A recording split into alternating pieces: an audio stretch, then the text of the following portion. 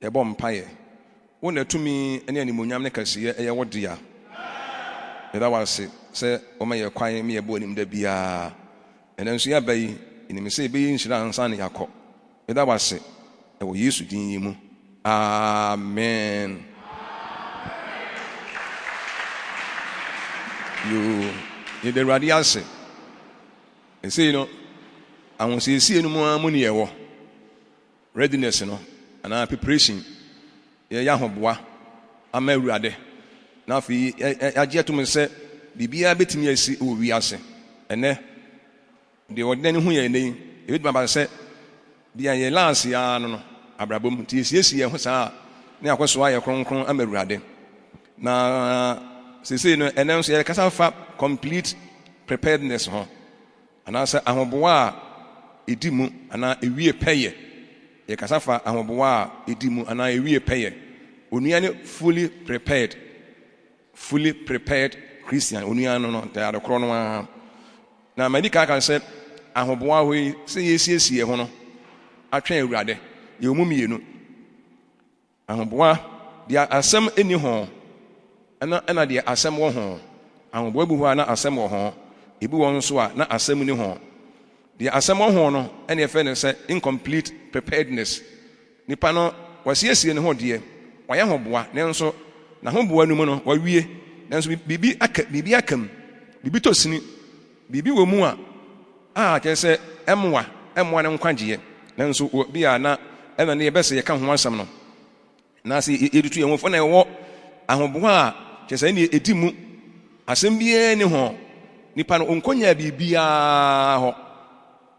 ne te sade obi esi dan na wapɛ ho sika ade ato ana wapɛ ho ne manyina ade agu ho ne se wonde wayɛ hoboa no e amadan no a wobesie no enka ne bibia ade se obi tu kwai ne wasiesie ne ho aye bibia wasiesie ne ho awie kura wafa ne bibia ene ne fensa ahoboa edimu ebio nso de sade obi ekwadware na wafa ne tawo wafa ne samra ena wafa no ne eninsu ena wafa ne sapo ye sade bibia edidware bia ne de aye ready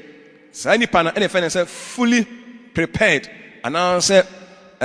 complete preparedness na hoboa na si enka ne bibia ni mu ebia de ekwadware no wafasa mana de wafasa pod de but ebia wamfata wo ne se ofi se wawie de ne nso na aka ne bibi tine adesua no megidi se enkosie no ebeboa bebre nti yesiesie ho amawurade ya de bia ehia pa na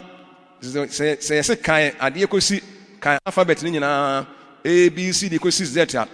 na obi a waka ni nyina no wanya bibia wo mu no waka wie but wanya bibia wo mu ene fe ne se se nipa no complete wakenka wie ene e wose bi a wakenka de nanso oja letters ni bi wom wakan si but mene bi wom a wantimi amobodin ti ye he no nso nyame boa ye next week no ena bi a menim se ye be kan no nso ho asem nti fully prepared Christian no ene se obi a van se bi obi a waya ho boa nyankopon asem bia woni nche bia odi so de ene ye du so ne odi so aye ho wasiesie ne ho de wo kyena ene de be adwuma o ho ne mu de wa prepare insa asem a e wo ye nche ene aye de bobra in normal life normal preparation extra preparation bibia esese wo ye bia no wa ye nti erade maye mu no second coming of Christ mu no erade be ba e bia emu kokobo animu enema bi esese ye ebere na be kire na sem be kire ye se obere se ne ye bebo no na nia bie wo ho na wasiesie ne ho wo ho na wo ye nso so nti ye Christopher obu ho a omba ya hoboa akoduru se erade beba nti omba ya hoboa nyina pepepe ekobi me se erade beba na sansem we no yentimi nko enya man 225 complete readiness no na say completely ready obi aya hoboa kora bibia menka ne bibia Matthew 25 no eka ho asem bebre na ebegenka Matthew 25 1 to 13 ne asua ho asem na ho no Matthew 25 no eka incomplete preparedness ho ahosiesie bi a etosini wo ho ena wa ahosiesie bi a edimu na de ye hwe de edi mo no ye hu de edi no mu wie ni a ne ye de eni mo toto ho a e me yate ase antem kora yengen ka ma 225 1 to 3 ho no na wo de osoro ahenie ne beto maba wadu bi a otase won kan ye fredi se okosia ye furu ko no ho omunum eye nkwasea na enum so ye madwemma na nkwasea fo ne fa won kan ya na wamfa nwe nkura na madwemma ne fa ngoku ntuom kan won kan ya ho na ye furu ko ne kire ye no wonyina ni kumye o de daaye na da suo mu no otentie mu se hwe aye furu ko ni o mumfini kwashia no na maba wani nyina so de kan won kan ya na nkwasea fo ne ka kire madwemma ne se moma ye mongu ni bi na ye kan ya no edundum na madwemba ne buwa se da bi enso yan ne mo na monko wona woton mom chen koto mo de na won kwakoto bie no ayefroku ne bai na mo wasiesie wo ho no na ne kwa ayefruhia na se na woto prunu mu na kire yi no maba wa aka no so be kan se owura hini yai na buwa se no kra me se mo se minimo enti mo nwan na munim da na munim edankono ana edonkono awade asemnie ase ye kenka ye etwa 2 pictures na kire ye e ma mfonini mienu nkofo bi a omo siesi omo ye foolish virgins ho ene ye wo white virgins omo nyina prepare omo siesi omo se omo kosia awade 5 enyansafo nipa 10 5 onso enyansafo minim se yaka ho ase mre bi atwa mu timbebre no ebi won nimde kakra wo ho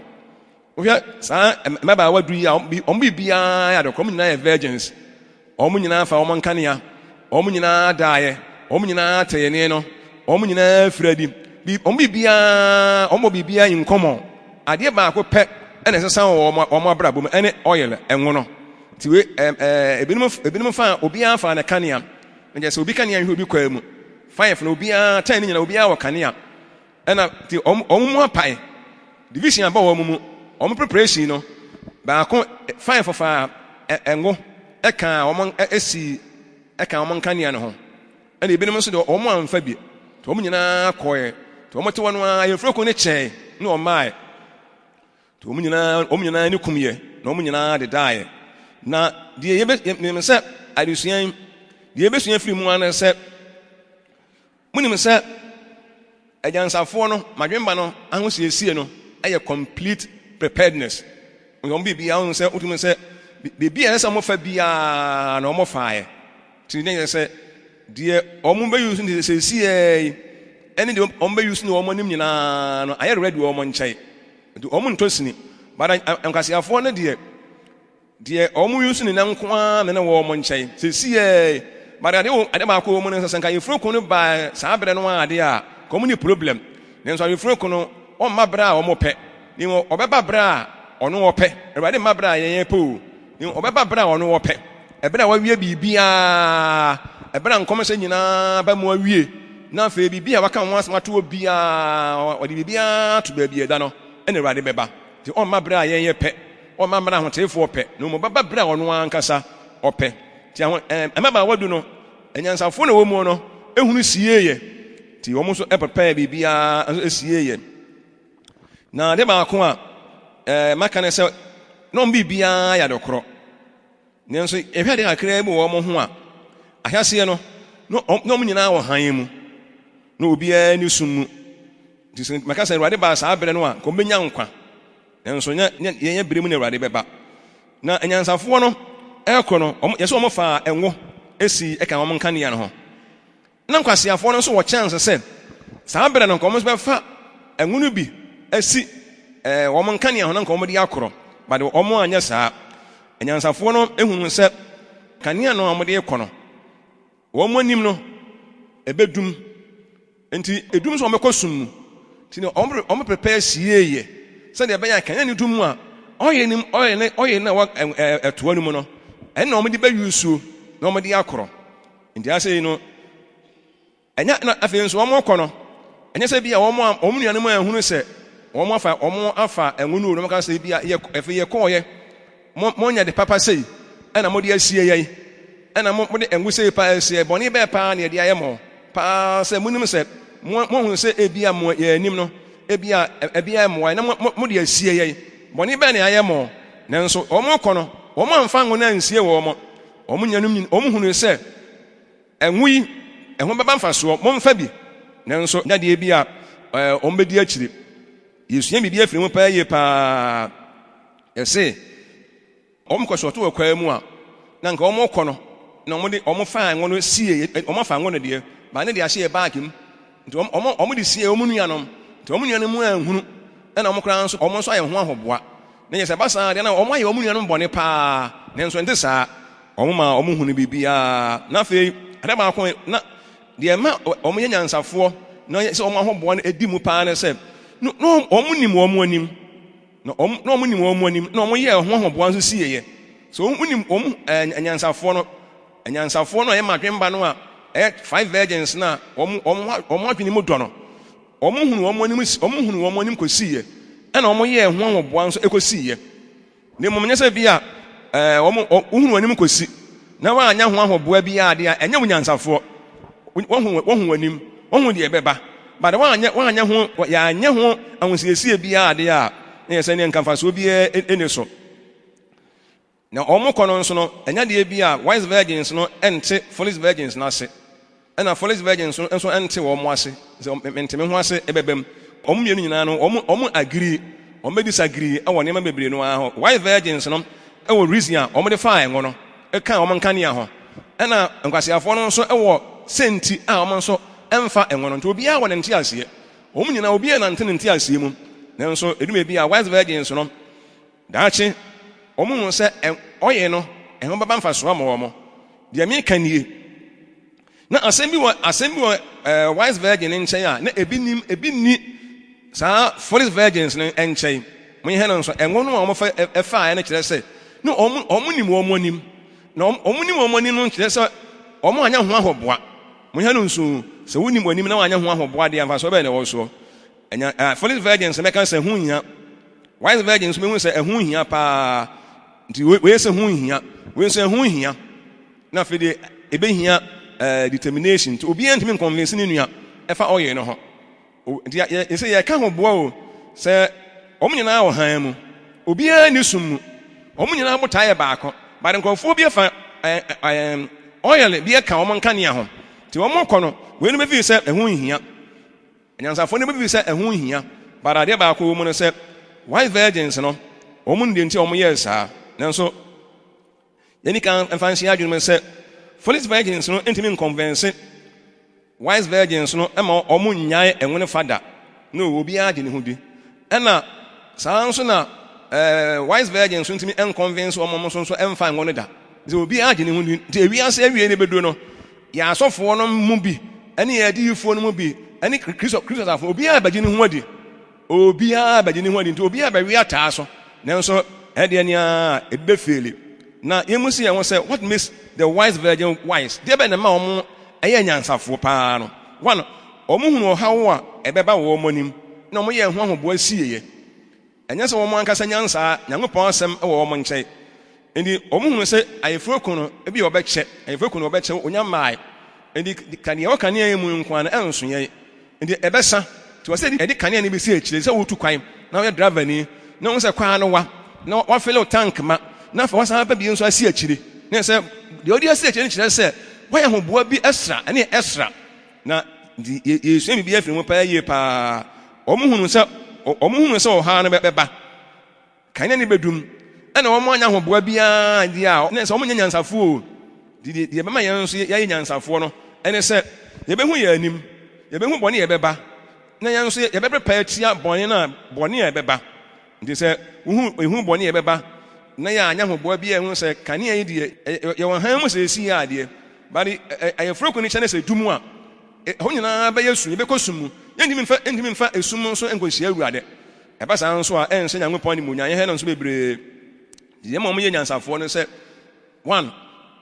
ɔmo hu ɔmo anim sɛ bɔne bi di ɔmo anim kanea no bɛdum ɛkwaa mu nti ne yɛmpa bi nsie no ɛdum a ne yɛde bi agum na sɛ ɛne bɛma yɛn han na yɛde akɔhyia awurade ɛna yɛ ɔmo nyansafoɔ na two deɛ ma ɔmo saa nyansafoɔ bi okwa na sɛ ɔmo ani nkwasiafoɔ n'akyi ɛna ɔmo anya sɛ ɔmo anyansa nkwasiafoɔ no sɛ edum bi a ɛnɛ sɛ yɛsɛ ebinom esua ebinom wɔ bɔne kwan so sɛ nneɛma bebree hɔ a ɔmo anya so mo mmea anya so ɛba nsɛ bi a ɔmo a woyɛ so obi wɔ bɔne mfam no ya na ehu basa wonye nyansafo enye se obi e wo bone mfam enye ho se obi nemum emre bia de se ye be se enkrofo de a ne yesu ye se wo mo ni papam de ma mo ye nyansafo ni na me ka no se wo mo kono wo mo anya se wo mo nuanom ise bia asori bebre nu ana ba wiase Pentecostal churches, charismatic churches bebre and sorry bebre na ba wiase a wo nyina ye nyina ye bo radidin nanso so no eduru be bia na ebinom ntira kire ene omo doctrine no na question mark wo ho na se ehun se question mark obinom gidi oni edi akire dia ne yakwa yemfom so omo hu se omo nuanom amfa oye no omo afom na daachi bi omekosum mu eni omo anya se wo omo ti anya se obi woni boni mu a wo nyansafo unu obi atifie o friend so ye kristoni odi atem okontokwa oburunua oye de opa bia onkosore obekosore kra no a gise bia afiafe na wo ndo konto sa nipa we ya na se wonye nyansafo no ti ya ne ya hene so bebre the man na fin so they ba ko a esuafo me said the wise virgin were so wise that the foolish virgin could not convince them to neglect the oil. The wise virgins were so wise that the foolish virgins could not convince them to neglect the oil. And yansafo no, aje o say madwemba no, o me yansafo pa se enkwasiafo na ntimi unconvince o ma ampo enwo no. Se o me yansafo pa nto e se yenso ye yansafo pa ye onyankopon asemo. So obi ntimi unconvince e ma ye nya nyankopon asemo a ye wo honim de akiridie. Enti ya no pa no o mo nim na the foolish virgins were so foolish that the wise virgins could not convince them to take the oil.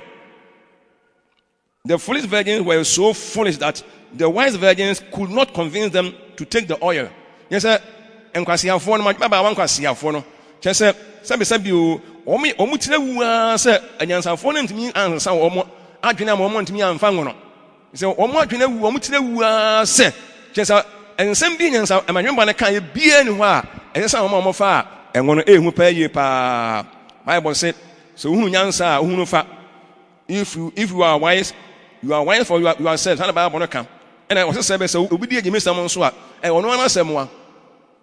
e kan nyango pa asem no a e wo ye genka ya Proverbs 9:12 a wo so hunu nyansa 9:12 hunu nyansa hunu fa so wodi fa nso a wa nko na abeso a e ma dwemba ne hunu nyansa fa enwono e ka omo nka ne ho no omo hunu nyansa fa enkwasiafo no anhunu nyansa anya nimdie no mo komaden no anfa enhunu bia nsi na omo anim no omo konsum no e omo ankasa omo asem a enti se uhunu nyansa a uhunu fa obo ho modin a obo fa usuru nyankopon a usuru fa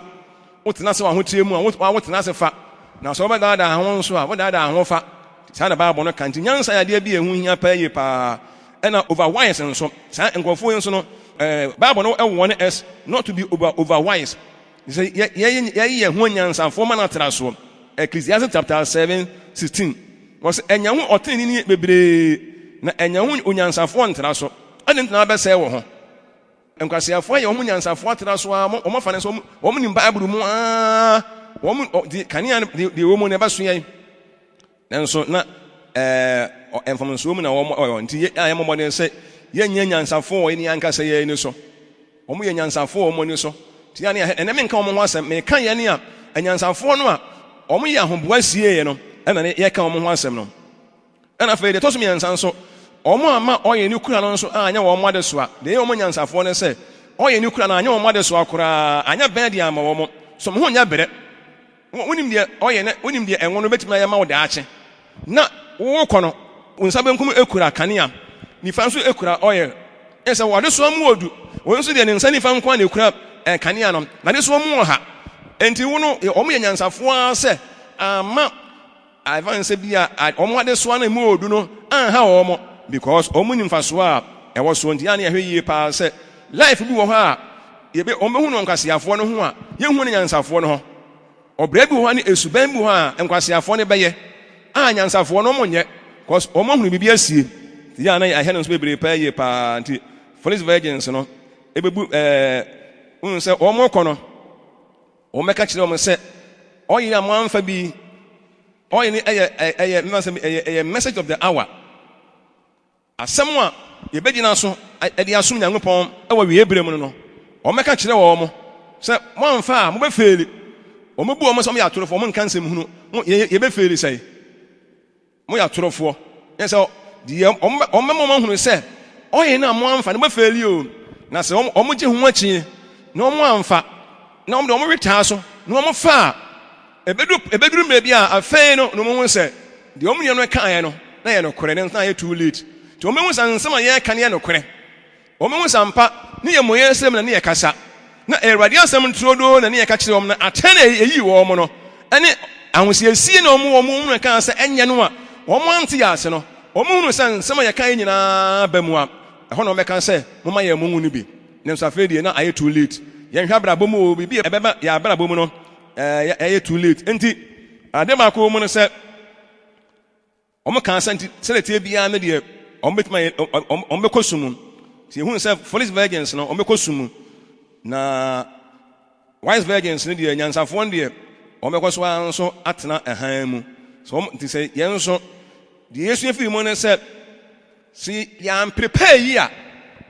unim se boni beba na nche se wodi boni mfa so mo me hena nso pa yi pa o preparation ne se asema wo nche no unim de eba no what prepare sie yesi ebedunum kanea yesi ensuo pipe bedutum kura na unim ni what prepare sie otwe nsuo gu asie ese ene efe ne se why fully prepared ama de eba no na me say some Christians will end up their journey in darkness. Some Christians some Christians will end up their journey in darkness, and others will end it up in lightness. Christopher bebre ho a omewi omakontuo no e wosum say the foolish virgins no e kwa na omutuo no omakontuo no omewie e wosum na Christopher bebre no anso mewi omonante omakontuo no nso e wa han mu eyade ye da ho ye ne Yesu Nyankopɔn nyina saa na emu bi so be ye emu bi ebe wie ye nante we will end up our journey in darkness ye be wie no na ebinum abra abosai na ebinum nso de o mbe wie e wo han mu ejina wo determination so o ya ne ya hwe no so pa ye pa se wuni mo ha obeba na wo ya hobo asie di a wo ye nyansafo ndi ye to be forewarned is to forearmed si ya wone wo si a nso sie ho sie na etime ahye Nyankopɔn animonyam na hunu se bɔne bɛba ne ya saa kyerɛ ho solution na wa mfa so de a ɛde bɛ na wayɛ nti ahosiesie di mu no sɛ wɔsiesie ho ne anyansafo ne siesie ho ne ɛnɛ ɔbrɛ sɛ ɔmobɔ wɔkyena adeɛ kye nso a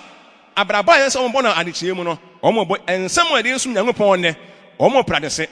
ensɛm a yebegyina so asom Nyankopɔn Awurade ba nso a ɔmo pradese yɛ sɛ ɔmo de ɔmo awie kura ndi nsɛm nti Matthew 25 no sɛ da mebi ka kyerɛ mo yɛtade toto Exodus chapter 16 ho mo nyina mo ate mana no ho asɛm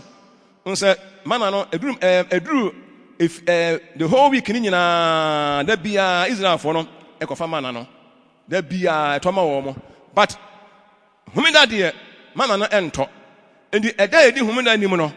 ɔman no yɛ ɔmotase ne double eni double no a ɔmbɛfa no double mana no ɔmbɛfa no indicate sɛ ɔmo nim sɛ wɔkyena mana ntɔ endi ɔmo nso a ɛmfa double no na ɔmɛfa baako pɛ no ɛkyerɛ sɛ ɔmo nim endi adeɛ kye a ɛkɔmbɛku wɔ ɔmo wɔanim nam Nyankopɔn asɛm so ahunu sɛ mana no deɛ ɔkyena nko a ɔkyena yɛ homeda endi nɛ yɛfa ne mmienu yɛfa ɛnsɛe na ɔmo nso a ɛmfa na ada sɛ ɔmo yɛ asoɔden ada sɛ ɔmo nyini ada sɛ ɔmo yɛ de ɔmo ankasa ɔmo pɛ eni adeɛ kye a asoɔden na ɔmo yɛ no ɔmo tua ho ka memenda no anaasɛ ɛda a yɛ homeda no sɛ memenda na yɛ homeda a efiada no yɛ sɛ nka ɔmo ɛfa ne dɔbɔ no ɔmo amfa no ɛkyerɛ sɛ ɔmo nya ahoboa na ɔmo afa dɔbɔ no indicate ɛsɛ kenify sɛ saa nkɔfoɔ no ɔmo ni wɔn anim sɛ ɔkyena mana no ntɔ nanso yɛhunu sɛ mana no ntɔ no yɛhaw fa no asɔɔbo but yɛhaw no nyinaa bɛtumi asɔɔbo de a gye sɛ yɛafa deɛ ebedi ne ɔkyena no asie nti wofa deɛ wobɛdie ɔkyena asi wɔ no ɛna yɛwo nyansafoɔ mo yɛhɛ no nso deɛ ka ne sɛ Omo a ebefa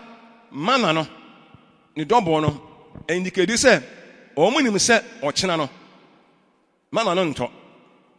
enti nima nim say mana no ento ochena no nko ha no enye yanyansafo na emom say mana na nto a ede be na wo se yenye ye hunu ni aye no na ye yanyansafo ye say ye hobo asie ya pa ye de ni asiwo asie mana no to ye ya fa ne double eni ye say ye obi a wan fa ne double no kire say onya ahoboa but all the ordinary nti munyina na mudidi na ne woni problem so mudi onso odi ne die bi onso odi die bi na ade tia ba ko be kwasea ne ba ko nso enyansafo eno ne ye ka ho asam no se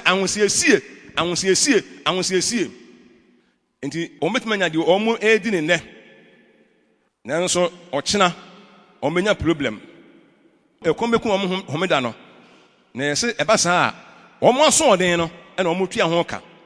asoden na omo tua ho ka dada ye wo dada ahoboa wo ho ye wo normal preparation na ye wo extra preparation so se eba wo modua ne die mu a efiri evance bia se homeda ye memenda efiri kwasia na kwasi efiada bia ne eto obi an fa ba ko pe konko ba ko na abedi a na wo fa omfa mienu a eba pro wo asoden ti homeda ne ye ka kire o se obi an fa double enyankopon asem a ti o ma efa double no enam nyankopon asem so hunu se o kina no ento eni double no o mo fa ni indicate se omo ni mu asem sana enkrofo no so o mo fa enwo eka o mo nkania ne ho no eni mo nso ni mu asem se kania esi e de egu kania mu esi e de oye ne de ene de ebesa ba de ebenya oye foforo a ene de be kania num ene de ba kwahie Awurade kwae na ne na san krofo o mbelake ene o mo hunu si yeye eni se ye hunu bone ye beba asie na solution ye de meba ye no se ya anya ho adwuma ni antu ho na mon a mfa so bi amaso ma ya ni o. Praise the Lord. Good. Ndi enkwasiafo no nyame we beka omo asem ene omo kura incomplete preparedness omo ho boa na sidie nanso sinto wo mu na nyansafo no de omo ho boa no asi nanso omo laki bibia ni ho omo to sin wo mu enti enne se ene fie a ye wo de edi ne o kyena nso de ebedie nso ene nso wo ho ya provide amaye ene no ho siesie no o na ekyena se woni mo kyena na mmom se ye wo de ebedie ne no enim se wo kyena no ento na agya enim se kanea no kresi ye wo mu siesie o ye wo mu siesie sa ye freko ne cha ebedum na yentimi mfa esum nso enkosia ye freko no ene sa na te de ye se ye de bisi akyire se wotu kwai na wo ya driver ni na wo fele tank ma na fe se wo van se bia se jerrycans bia wo sa fele ne ma asi akyire na ekyire se wonim kwai no so ahosiesie eni ndi ase ye wo nyankopon asem a ye gina so esom ne nyankopon asem a ye gina so som ne ene wo nyankopon asem a ye begina so asom ne wo kyena onyankopon asem e begina so asom ne wo kyena no wo kyena asem no ebi ni mapo wo ma ho siesie kyena se wo kyena asem no ebi ni mapo nanso enso de kyena ye nso ne se bibia ni ho nso a betimi ya convince wo mo nso a aya ho boa no nothing wo mo emfa nwo no wo mo Awurade ma ye mu nsem kokobo wo mu cause Awurade beba a emu nsem ye bebire ye woni ema bi wo ho a ne ma ye ne duru a ane ebeye se ne emra e beka kire mo nsem mo nhwe Awurade Yesu na eba no mo nhwe Awurade Yesu no wo na eba no a ye be hu se Awurade Yesu wo na eba no a ye benya ho adan se wo na eba no ye woni ema bi ebeye wo saa bere no amu ye wo bra bi ebebo ne saa bere no amu ene nya normal life enkom sha akato na sambre no ebinim ba punyame asem no wo ho no we in church say on ba punyame asem no ne ebinim so ebe fam di maka some Christians will end up their journey in darkness. They will end up their journey some foolish virgins, they ended up their journey in darkness. But what about wise virgins? And answer for no, they end up their journey in lightness. Haimu and omu yomonantie and ya don't for message of the hour. And I say make am once and me make am once and then they make catch them on and say ya ho sie mu no say ye sie ho ne and ye sie ho atwen wo kyena anyansafo no ehu o kyena de beba omo ye ho ahobu na ɛnyɛ sɛ wɔn ankasa adwene na wɔn kɔ no na wɔn anim nso wɔ chance no sɛ ankae sɛ nkadeɛ nyansafoɔ no ayɛ no wɔn nso yɛ biem anyansafoɔ no madwemba no ho bɛkyere wɔn de so bɛyɛ wɔn du because wɔn kura wei wɔn sɛ kura wei nso deɛ wɔn kura baako pɛ te yɛbɛhu sɛ nkurɔfoɔ bi wɔn abrabɔ mu wɔn bɛha wɔn nyamesom mu wɔn yɛ dɔm pɛ biara but yɛn yɛ wɔ nimdeɛ bi no nimdeɛ no ɛbɛkyerɛ deɛ ɛsɛ yɛbɛmɛ yɛ ade so mu yɛ du but yɛbɛkɔ so akuram efisɛ som ho ɛnyɛ brɛ wɔn yɛn nsɔre yɛde awurade ase yɛn Nyankopɔn de adakaseɛ ɛma wo ɛnɛ nso ɔsane abɛhwɛ hu yɛn mmɔbɔ na boa yɛn ase mu nkosi aseɛ ɛwɔ Yesu din yi mu amen.